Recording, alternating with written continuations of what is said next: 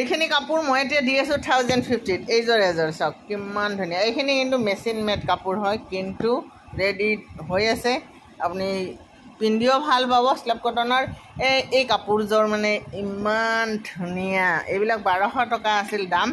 এতিয়া আপুনি 1050ত লৈ ল'ব পাৰিব ৰেডি হৈ আছে